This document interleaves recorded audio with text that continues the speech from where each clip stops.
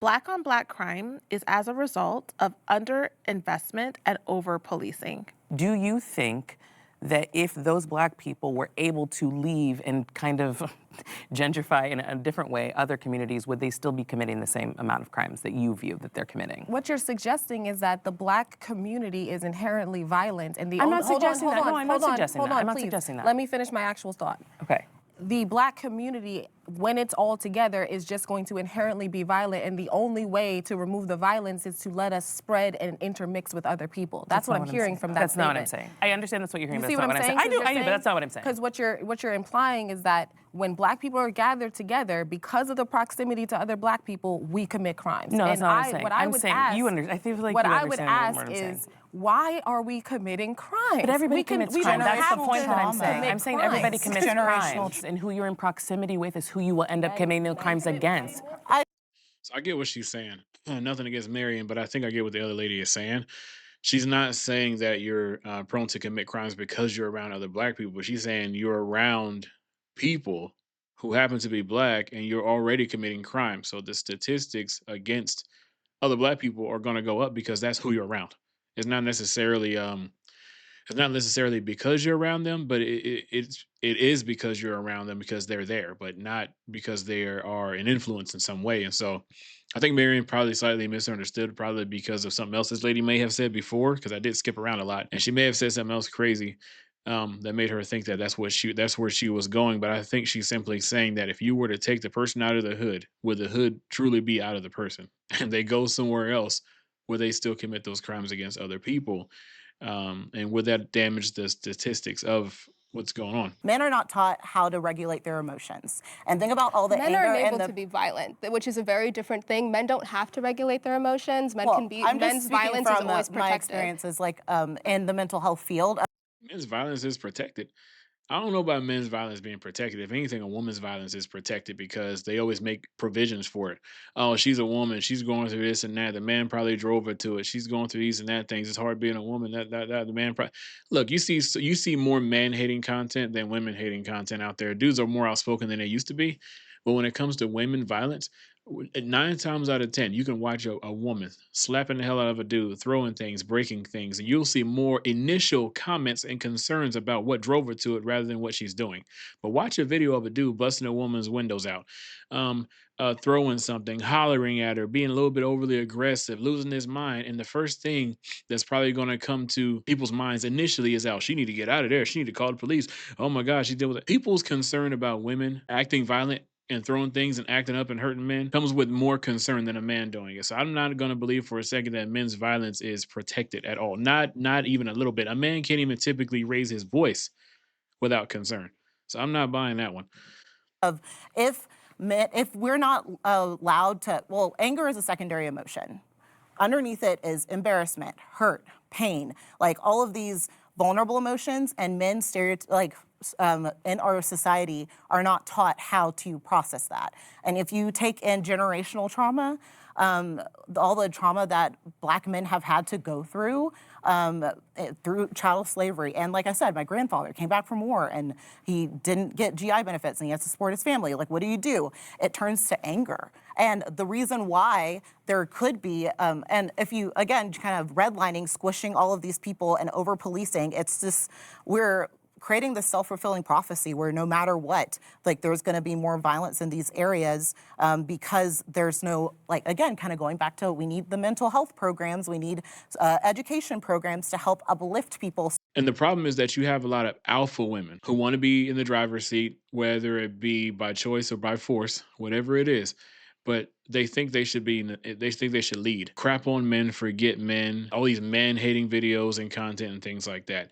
And with that comes this idea that these young black boys in general, but these young black boys that I see can't express themselves in certain ways, otherwise they'll be perceived as weak. And then you have this idea that men are simps or punks or whatever else you want to label him. If he were to have a breakdown mentally, if he were to cry, if we were to have a weak moment, I saw videos where a woman said that she would not want a man to open up to her about what he's going through. Basically, make the money, pay the bills, and shut up.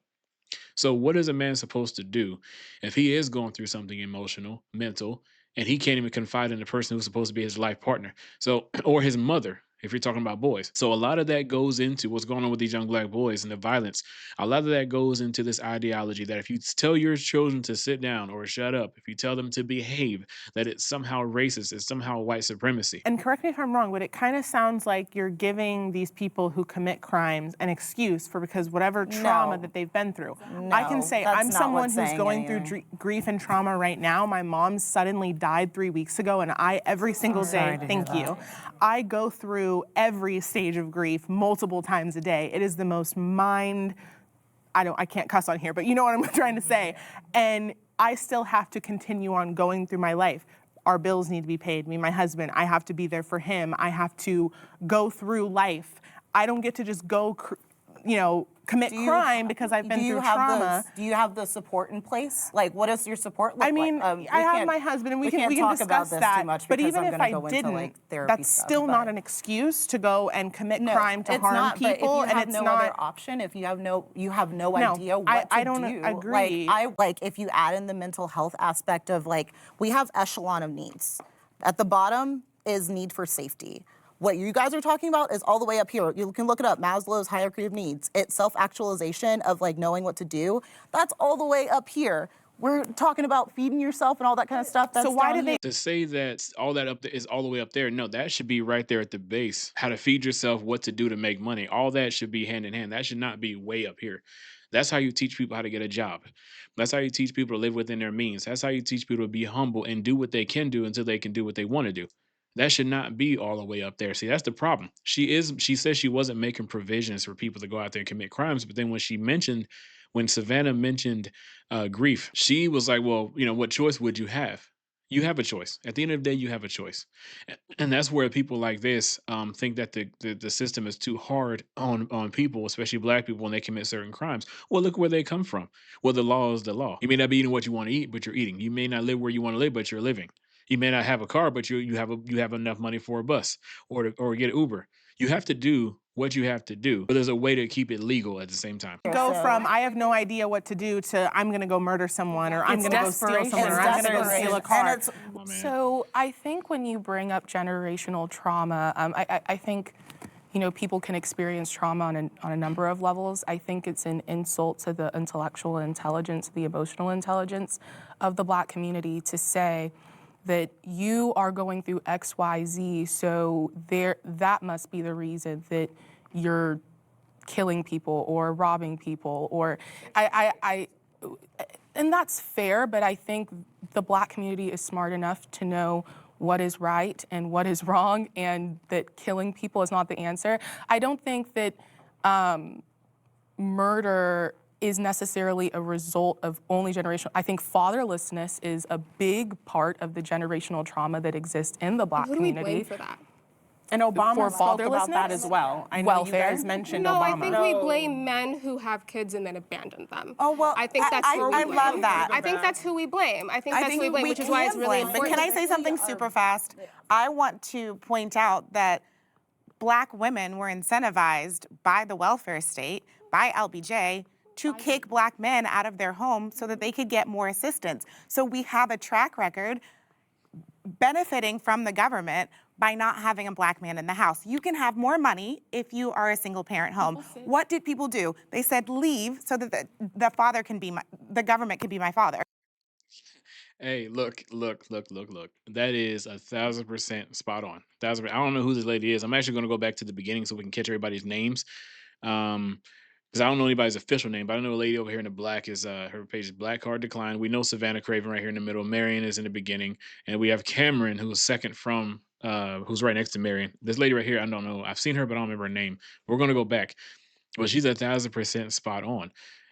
You see, just like I was saying before, this whole feminist movement that's pushed a lot more by Black women than anybody else also comes with single parent homes and acting like I can do it all myself. You can, but you probably shouldn't, and you're probably not doing it right if you are. And so the thing is, just like she said, they're incentivized. So it's funny because out of one side of people's breath, they blame the government for the state of the home, saying that this single parent homes because they're locking up all the black men. What about the men you kicked out? What about the men that you will not allow to be a part of your children's lives? And then, like she said, the incentives that comes with it. You know, there are women who are living off the government and proud of this. It's a sad reality, but it is a reality. And so I think the self accountability is definitely not in place because it's the stuff they don't want to talk about. As evidence of the liberal that made the statement that she made before this lady here started making her statement, she said, "Oh no, we blame the men. We blame the men for the welfare state." Show me the statistics of two-parent homes, especially amongst black people, that are actually actively on welfare. I am willing to believe that those numbers are a lot smaller because most men don't want another man or anybody else to pay his bills unless he's just raggedy. But the majority of men would not be comfortable with someone else paying their bills because it's emasculating. Where we were incentivized for not having a father at home, and now it became Black culture to not have a father at home. And we went from 85% two-parent households to about 25% two-parent households, and that is a huge reason. And one of the things that I keep hearing, can I just finish one thing, that I keep hearing from a particular side is that we have to blame external forces and look for external help for the problems in our community because we cannot focus on changing our culture from the inside. And if we keep waiting for somebody else, daddy government, mental health programs, another program, another government grant, then we are never going to fix our internal culture around violence, around fatherlessness, around all of the things that have become common in the Black community that we need to change from the inside. We need to clean our own house. Speaking about mental health programs, why can that not be viewed as a compassionate on-ramp for people rather than looking at it as a victimhood or trying to find somebody to help you? I'm not against. Before she answers it, me personally, I think it is a crutch because you're saying, well, just get some mental health, but what's going on at home? You can go talk to a counselor all you want.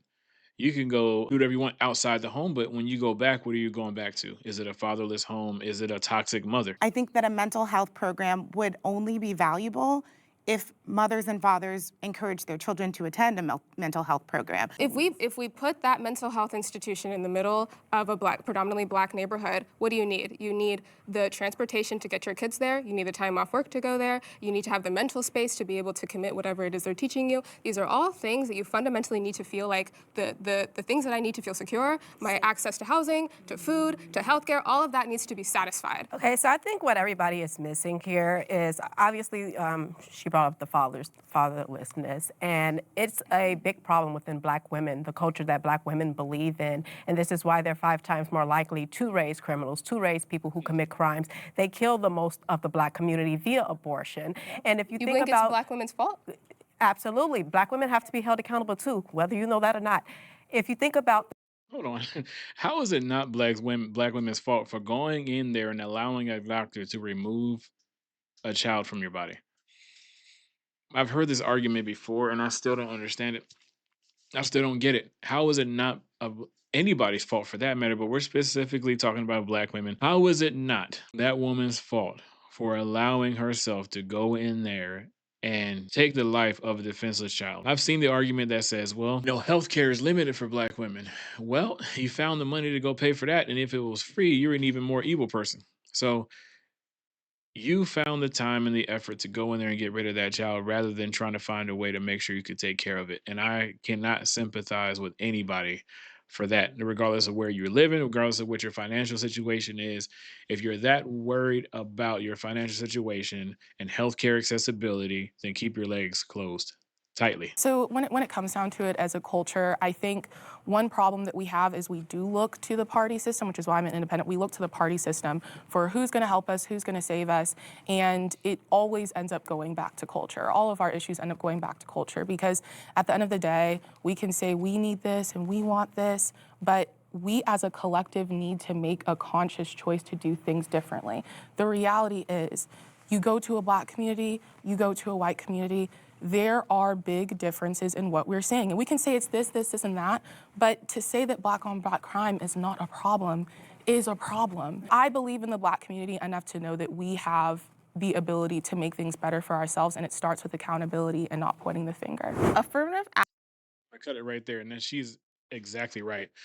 Um, feel the same way, and I actually had this conversation with someone the other day, and the guy was actually very much respectful. I thought it was going to go a different direction, but he actually had some criticism for a video that I posted, and he felt that I make a purpose of bashing black people. I mean, I bash anybody that makes sense, but unfortunately, right now, black people are giving me more material to work with. So the thing is that.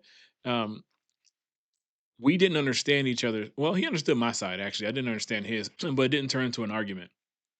And I had to let him know I love everybody, including black people. I told him personally, I think black people are the most envied um, maybe in the U.S., maybe all over the world, but especially in the U.S. I do believe that black people are the most envied when, especially when it comes to sports, when it comes to hair, when it comes to skin, in a lot of different ways. And I'm not saying black people are superior, but I do think that a lot of people look at black people as having the upper hand in a lot of ways, and black people are the only ones who don't see it. And so for me, when I post content, when I say certain things, sometimes it's meant to bash, yeah. But there's a lot of times it's meant to wake up and empower black people to realize that you have more opportunity and more chances to make it and come up than you ever have before. And if you don't use this time now, especially with the president that we currently have that you guys think is so racist, if you don't use the opportunity you have now, because there's no guarantee what's going to happen in the next election, but this is the prime opportunity for black people to come up. Just full on thriving. This is the best time. There's never been a better time. There's never been a better country. And so I just wish black people would wake up and stop finding themselves in the victim position to try to say white man this, government that, when you have all the power in your hands. And you're saying white people play the white card. Well, you have the opportunity to play the black card too.